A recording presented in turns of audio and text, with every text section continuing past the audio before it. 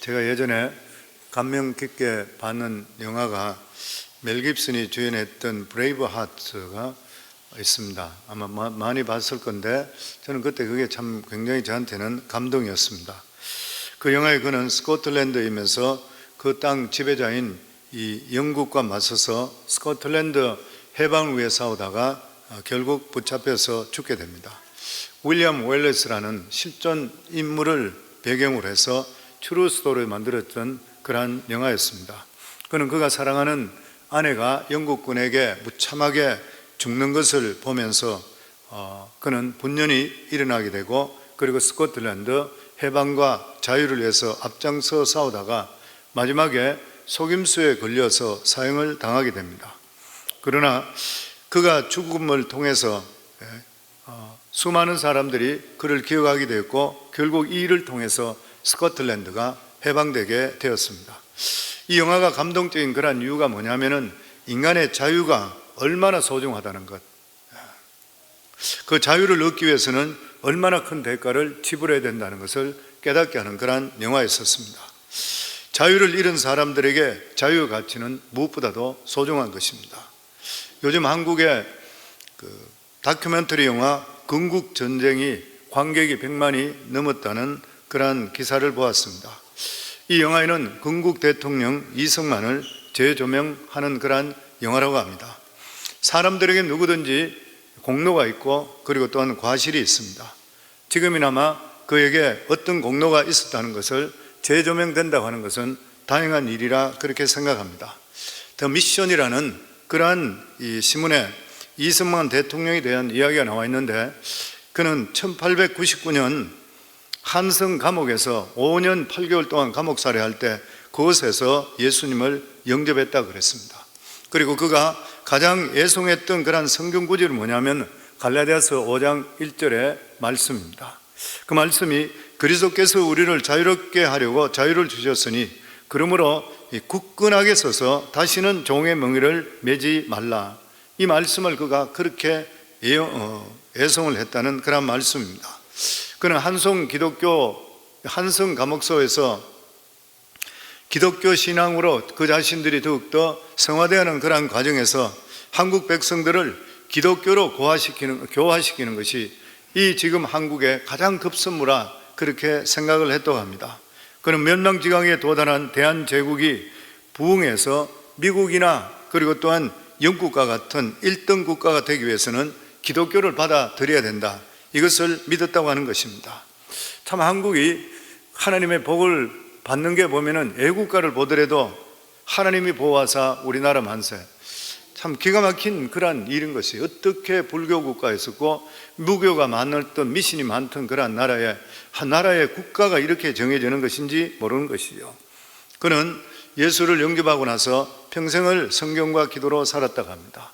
그러면서 그 신문에 마지막에 이승만 대통령의 그의 기도문이 나와 있었습니다.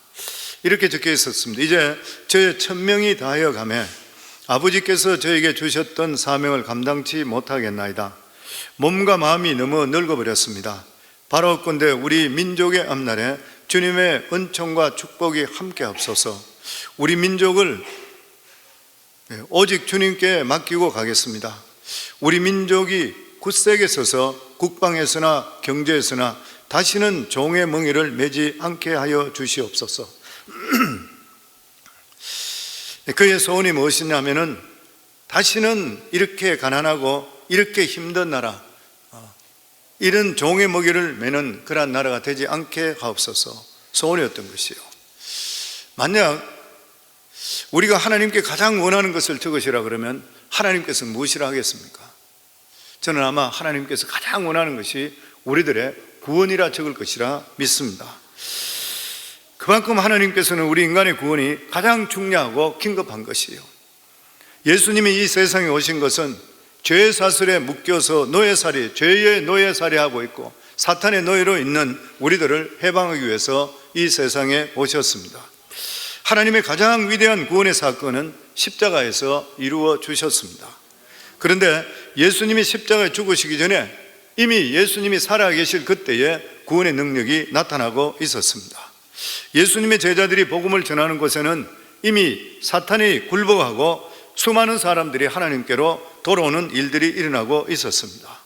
예수님이 오셨을 때에 예수님의 복음으로 소수의 사람들이 하나님께 돌아오기 시작했습니다. 그리고 나서 예수님께 십자가를 지시고 오순절 다락방 사건 이후에 성령께서 오시게 됐을 때 한꺼번에 수많은 사람들이 죄의 세력에서 벗어나서 하나님 나라로 돌아오게 되었습니다. 예수님은 본문을 통해서 우리 예수 믿는 사람에게 주어진 권세가 무엇인지, 그리고 과연 어떤 사람들이 이 복음을 들을 것인지, 그리고 그들이 어떤 삶을 살게 되는지에 대해서 말씀해 주시고 있습니다. 우리 17절 말씀 저희들 다시 같이 읽습니다. 70인이 기뻐하여 돌아와 이르되 주여 주의 이름으로 귀신들도 우리들에게 항복하더이다. 예수님의 제자 70인이 나가서 복음을 전하기까지 사탄은 사람들에게 절대적인 그러한 세력을 발휘하고 있었습니다. 그런데 이 예수 믿는 사람들이, 제자들이 나가서 복음을 전하게 되었을 때 놀라운 일들이 나타났습니다. 그것은 강력했던 사탄의 세력이 70인들 앞에서는 힘을 쓰지를 못하고 굴복하는 것이에요. 이 70인은 특별한 능력이 있는 그러한 사람들이 아니었습니다. 그런데 그들이 예수 이름을 명하게 될 때에 귀신이 도망가게 되고 악한 것들이 치유되는 그러한 역사가 임하게 되었던 것이에요. 이 70인들은 이런 능력을 맛보고 나서 너무 기뻐서 예수님께 돌아와서 이 사실을 보고했습니다. 지금껏 귀신들이 이리 쫓겨가는 것을 자기들이 본 적이 없었던 것이에요.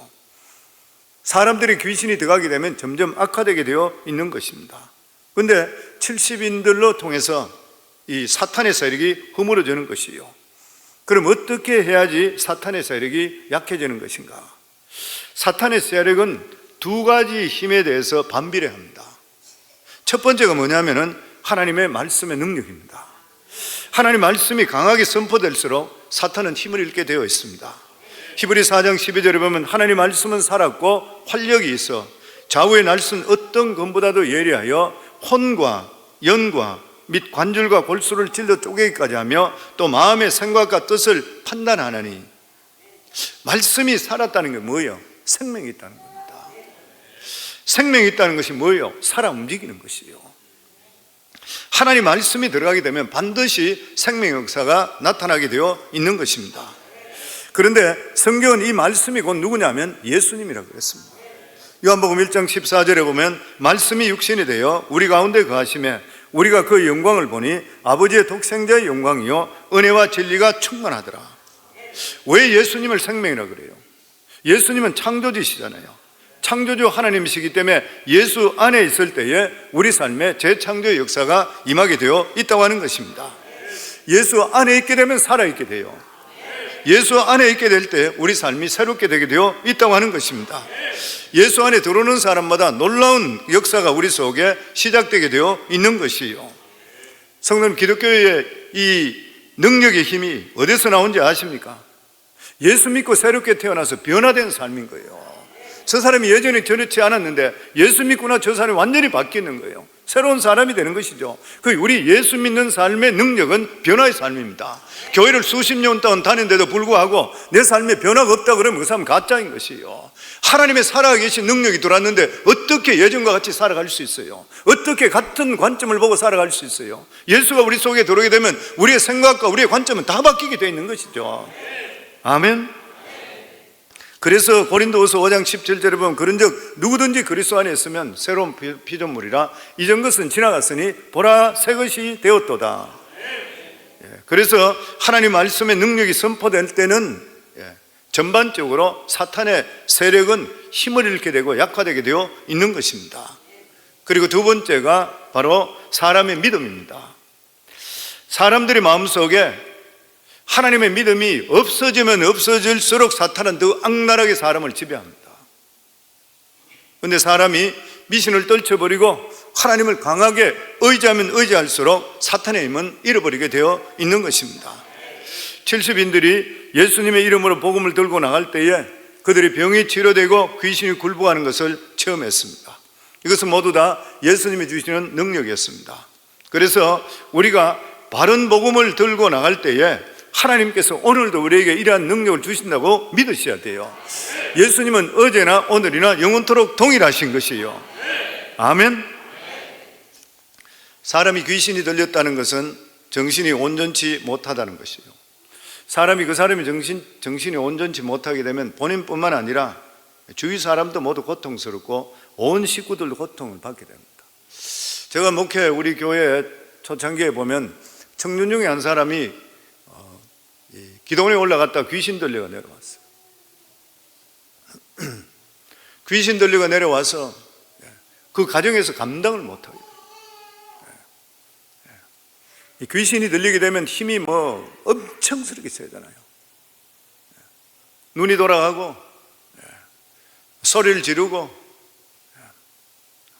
온 집안이 초토화되어 버려요. 감당을 못해서 교회에다가 데려와서 목사님 교회에서 좀 책임져 주세요. 그래서 아침에 출근하면 아침에 일찍부터 그냥 교회에다 데려놨어요. 사역자들 전체가 들어붙는 거예요. 그 한 청년이 귀신 들린 것 때문에. 그 청년들을 불러놓고 그 청년 앉혀놓고 나서 예수 이름을 꾸준히 쫓아내는데 몇 날 며칠을 쫓아내는 거예요. 영역이 약한 전도사들이나 이런 사람들은 아무리 소리하더라도 너는 아직 멀었다 그러고, 제가 기도로 소리 지르고 꾸짖으면은 눈을 돌리고 뜨겁다 그러고 날 그냥 돌라 그러고 2시간 3시간 소리 지르면 목소리 다 나가요. 너무 힘들어지는 거예요. 몇 날 며칠을 했대요. 그리고 나중에 회복이 되어버렸어요. 근데 너무 힘이 드는 온 가족들이 비참해져요. 성도는 가정에 악한 것들이 틈타게 되면 이거 온 가족이 힘들어집니다. 그런데 이러한 것들이 능히 예수 그리스도의 이름으로 쫓아내게 될 때에 그 가족들의 짐이 얼마나 가벼워지겠습니까? 그래서 주님께서 우리 삶 속에 역사하시게 될 때는 우리의 모든 삶을 가볍게 하시고 책임져 줄 줄을 믿습니다. 우리 18절에 19절입니다. 같이 읽겠습니다. 예수께 이르시되 사탄이 하늘로부터 번개같이 떨어지는 것을 내가 보았노라. 내가 너희에게 뱀과 정갈을 밟으며 원수의 모든 능력을 제어할 능력을 주었으니 너희를 해칠 자가 결코 없으리라. 아멘. 70인이 복음을 전할 때에 예수님은 사탄이 하늘에 떨어지는 것을 보셨다 그랬습니다.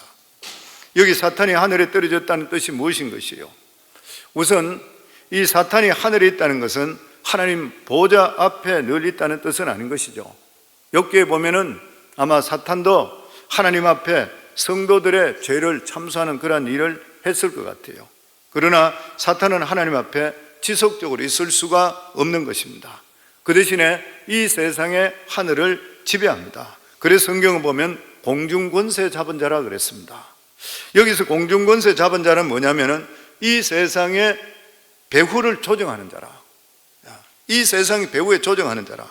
여기서 사탄이 하늘에 떨어졌다는 것은 숨어있던 사탄의 정체가 드러났다. 사탄은 정체만 드러나면 겁낼 것 하나도 없습니다.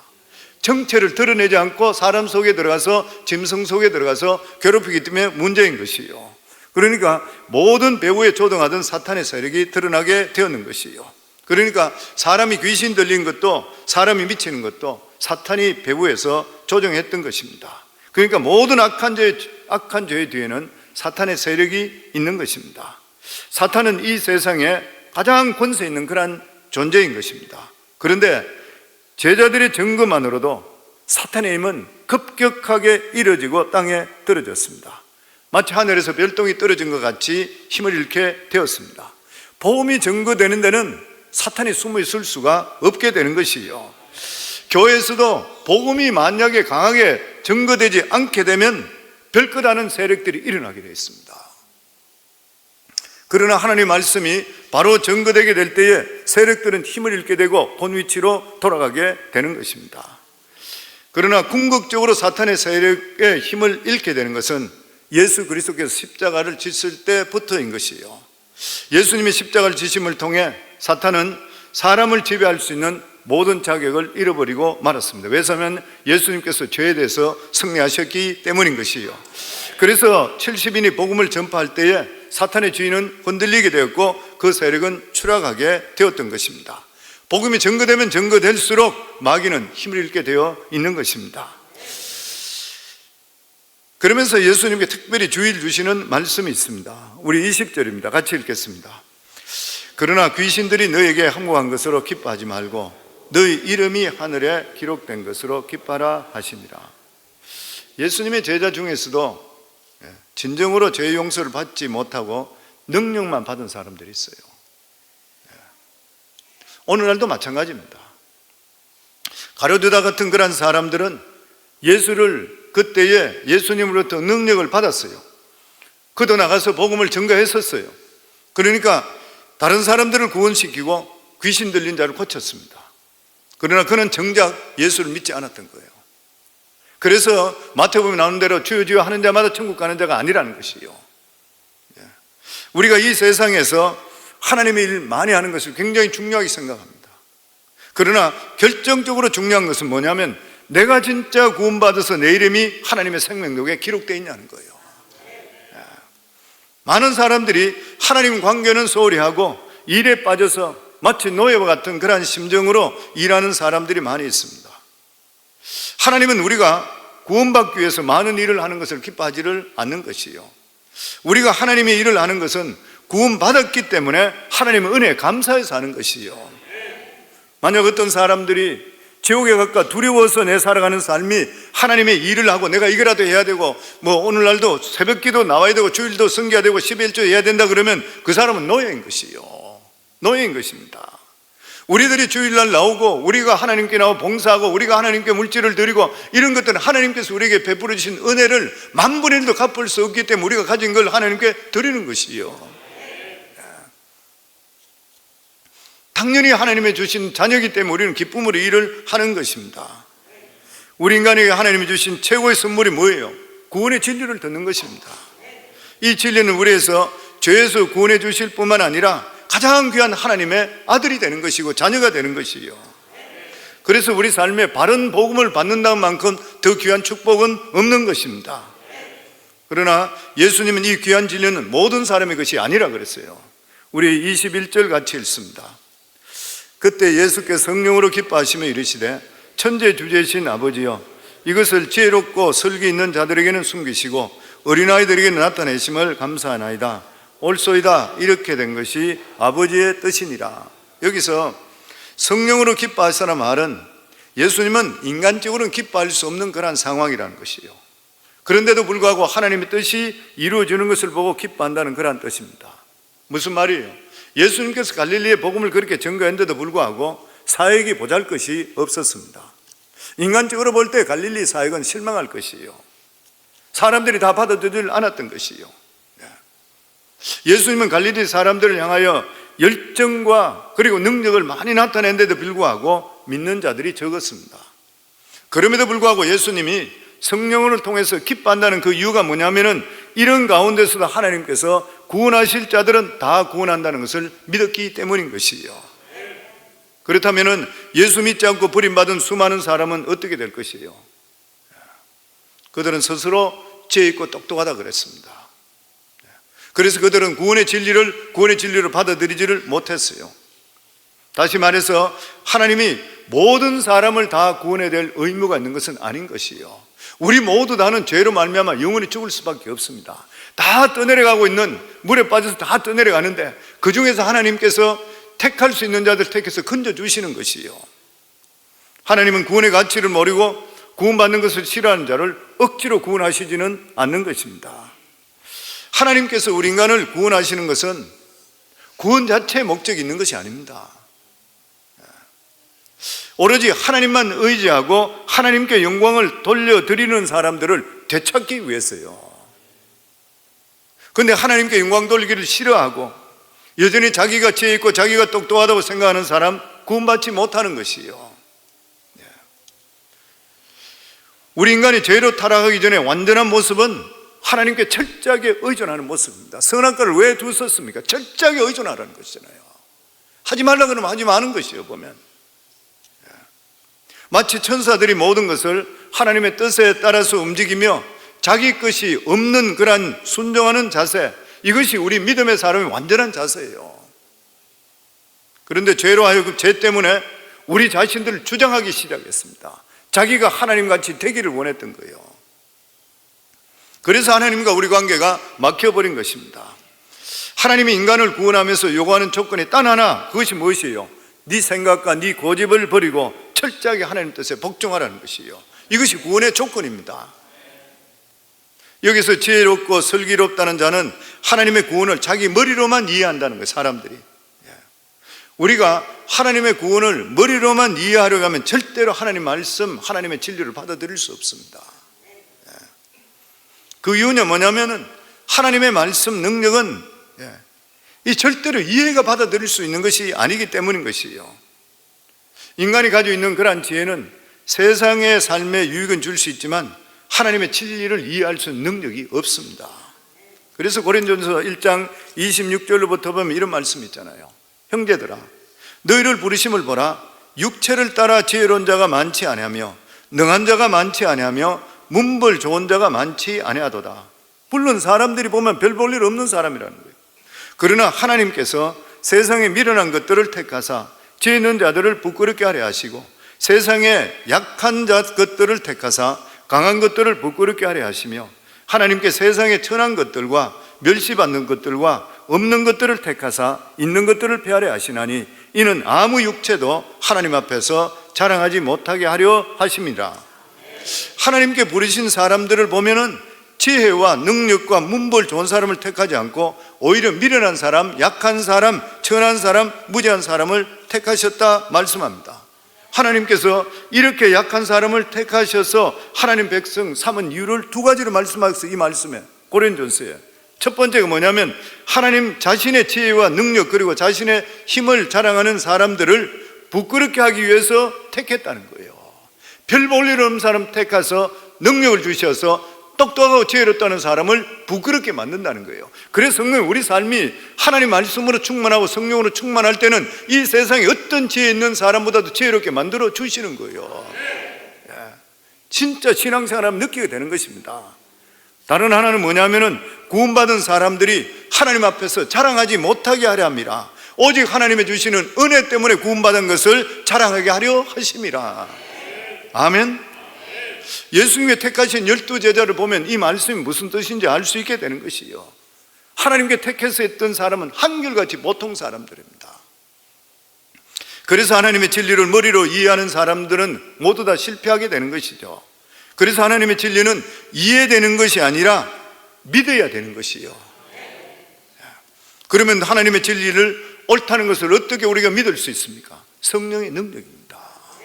그래서 우리는 성령을 떠나서는 아무것도 할 수 없어요. 우리 삶 속에 성령께서 우리 속에 깨닫게 해주시고 하나님 앞에서 우리가 죄인이라는 것을 알게 만들어 주시는 분이 바로 성령 하나님이신 거예요. 그러나 갈릴리 사람들은 본인들이 똑똑하다고 생각하기 때문에 믿지를 못했습니다. 22절입니다. 같이 읽겠습니다. 내 아버지께서 모든 것을 내게 주셨으니 아버지 외에는 아들이 누구인지 아는 자가 없고 아들과 또 아들의 소원대로 계시를 받은 자 외에는 아버지가 누구인지 아는 자가 없나이다 하고, 성령께서 마음속에 역사하시는 최초의 증거는 내가 하나님 앞에 무서운 죄인이라는 깨닫는 거예요. 자각정세가 나타나게 됩니다. 이것이 없으면 예수님을 머리로 이해할 수 있을지 모르지만 나의 주 나의 하나님을 절대 고백 못합니다. 할 수 없는 일인 것이죠. 여기서 보면 진정으로 하나님을 아는 자가 뭐냐면 아들의 뜻대로 계시를 받은 사람이라. 여기서 아들의 소원대로 계시를 받았다는 것은 자기가 죄인이라는 것을 깨닫고 예수 믿는 그러한 사람. 오늘날 교회에 나오는 수많은 사람들 중에서도 자기가 죄인이라는 것을 깨닫지 못하고 예수 믿는 사람이 많대요. 교회 오니까 좋은 말씀 듣고 예수님을 위대한 스승으로 생각하고 이런 것들은 예수 그리스도로 말미암아 계시받은 자가 아닌 것이요. 오직 자기가 죄인인 것을 믿고 예수 외에는 내가 천국 갈 수 없다는 것을 내가 확실히 알고 내 자신이 얼마나 주님 앞에 죄인이라는 것을 깨닫게 되는 사람이에요. 이런 사람이 되는 사람이, 이렇게 예수를 아는 사람이 하나님을 진짜 정확하게 아는 것이에요, 보면.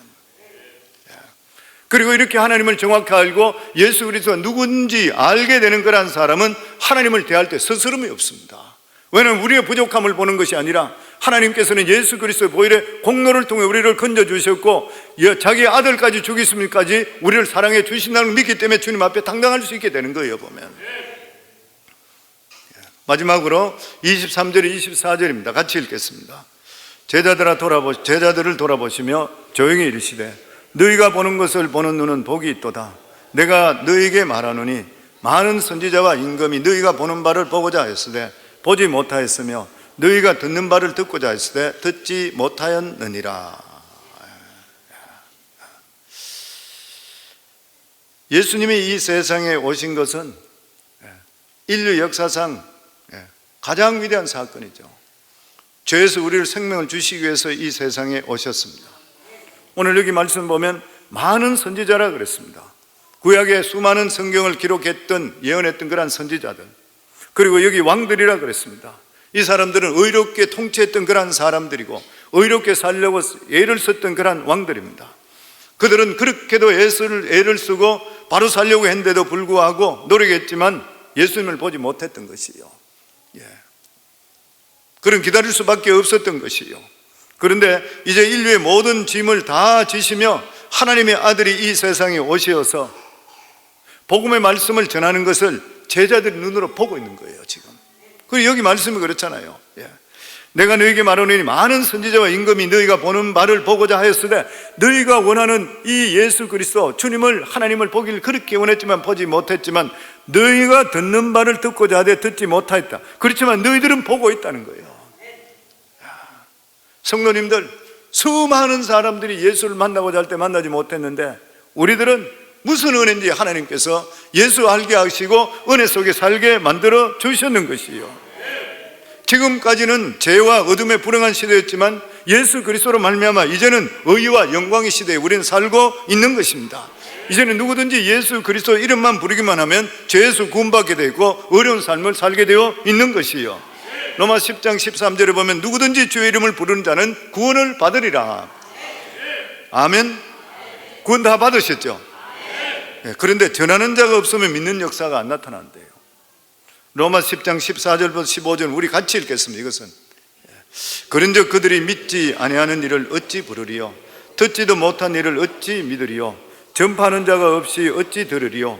보내심을 받지 아니하였으면 어찌 전파리요? 기록된 바 아름답도다. 좋은 소식을 전하는 자들의 발이여 함과 같으니라. 우리가 날마다 전파하지 않으면 믿는 자가 생기지를 않는다는 것입니다. 때를 얻든지 못 얻든지 그리스도의 복음을 전가하는 것이요.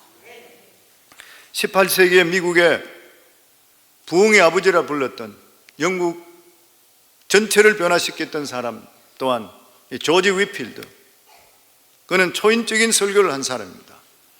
일주일에 40시간에서 60시간을 설교했던 굉장한 설교입니다. 일주일에 한두 시간 설교도 힘든데 일주일에 40시간에서 60시간씩 설교했던, 음성이 굉장했던 사람, 수만 명을 두고 났어도 마이크 없이, 그 당시에 마이크가 없는데 들판에서 소리 질렀던 사람, 대단했던 사람이죠. 조지 위필드. 주변 사람들이 말립니다. 좀 쉬세요.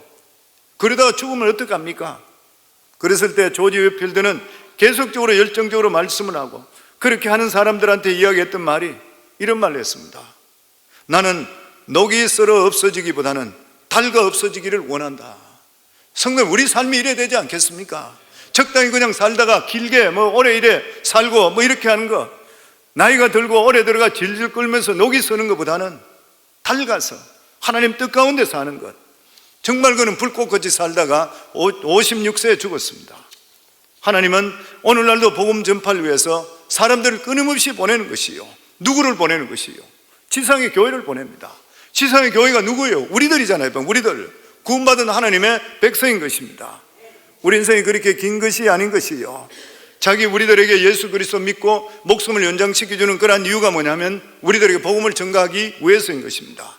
수많은 사람들이 죽어가고 있는 이때 하나님께서 우리의 생명을 연장시켜주는 것, 이것은 우리 속에 불타는 사명을 가지고 하나님께 주셨던 이 크신 은혜를 전하라고 우리에게 주셨는 것이에요.